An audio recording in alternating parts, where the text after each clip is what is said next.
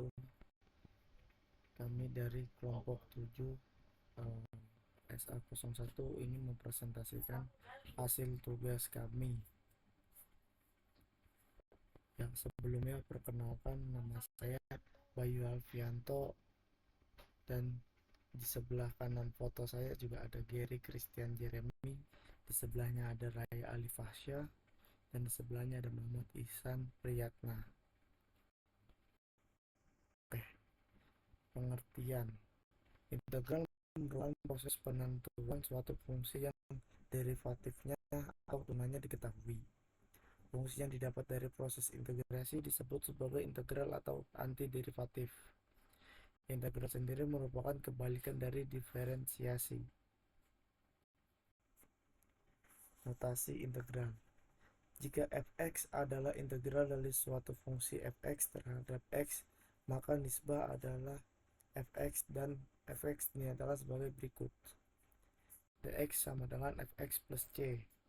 Suku yang di sebelah kiri disebut integral dari fx terhadap sumbu x. Suku sebelah kanan disebut hasil integral tak tentu karena mengandung nilai c yang merupakan konstanta yang tidak diketahui secara pasti.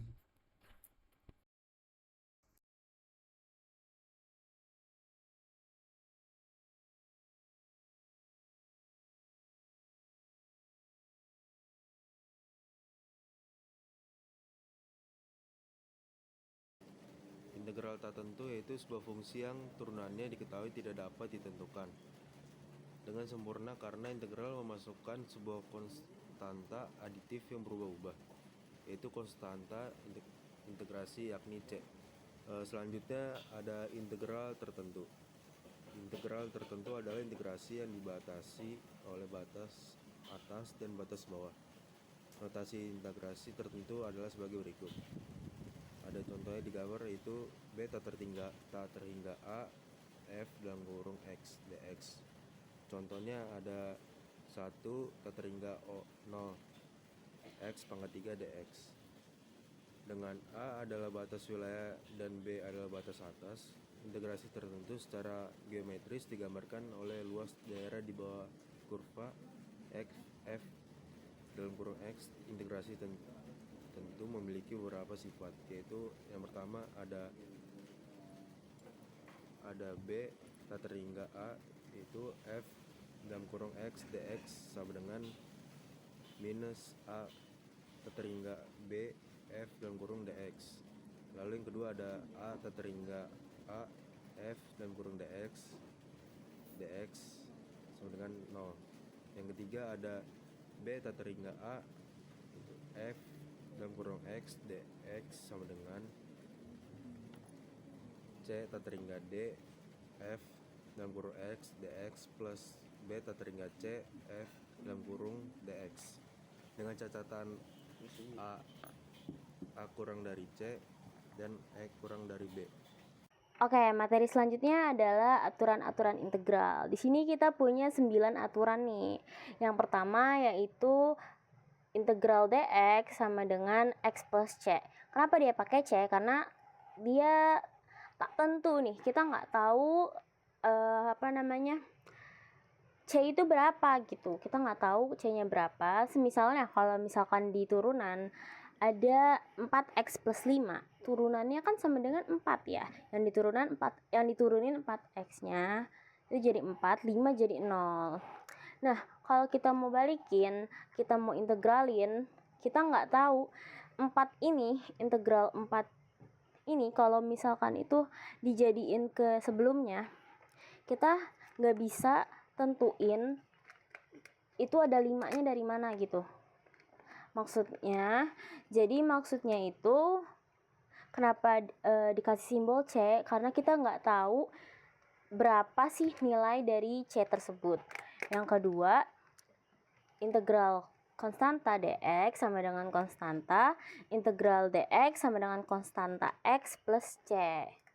Maksudnya contohnya itu misalnya 5dx sama dengan 5x plus c.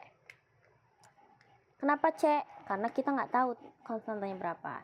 Jadi misalkan k-nya itu konstanta, k itu kan konstanta ya. K itu konstanta di integral. Misalkan di soalnya itu minus 2 dx sama dengan berapa? Ya sama dengan sesuai rumus integral dx sama dengan kx plus c. Jadi minus 2x sama dengan c. Oke, untuk aturan ketiga ada aturan kurang lebih atau plus minus ya.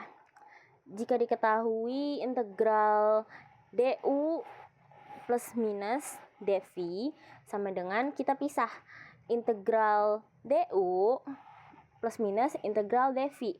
Misalnya ada soal integral 5 plus 2 dx sama dengan berapa? Jadi caranya kita pisah integral 5 ditambah integral 2 gitu. Oke, selanjutnya aturan nomor 4. Jika diketahui x pangkat n dx sama dengan x pangkat n plus 1 per n plus 1 plus c. Contohnya gini, misal ada soal integral 2x kuadrat dx, itu caranya n-nya itu kan yang kuadrat ya, 2, n-nya 2, berarti x-nya kan 2 kuadrat. Jadi 2 pangkat 2 plus 1 per 2 plus 1 plus c sama dengan 2 pangkat 3 per 3 plus c. Yang kelima, aturan kelima. Ini jika diketahui integral u pangkat n du sama dengan u pangkat n plus 1 per n plus 1 plus c. Syaratnya dengan syarat n tidak boleh sama dengan min 1. Jadi kalau misalkan n-nya bukan min 1, misalnya nih 3 pangkat 2 diketahui integral 3 pangkat 2. Nah, itu caranya seperti yang tadi, seperti sama, hampir mirip dengan aturan nomor 4 yang dimana x-nya itu u-nya itu 3 dan n-nya itu pangkatnya yaitu 2. Jadi 3 pangkat 2 plus 1 per 2 plus 1 plus c. Kita ulangi ya. Misalnya diketahui 3 kuadrat. Integralnya itu berapa? Nah, caranya kita pakai cara nomor 5. So, cara nomor 5 hampir mirip dengan cara nomor 4. Nah, caranya u-nya itu 3 dan n-nya itu 2. Karena 3 kuadrat kan. Jadi, caranya 3 pangkat 2 plus 1 per 2 plus 1 plus c sama dengan 3 pangkat 3 per 3 plus c. Itu dengan syarat n-nya kurang dari 1. Selanjutnya ada aturan ke-6 yang dimana integral 1 per u du sama dengan ln u plus c. Nah, u ini sama aja dengan fx, fungsi yang dapat didiferensiasikan terhadap x. Contohnya integral 3x dx, sebenarnya u sama x itu mirip ya guys.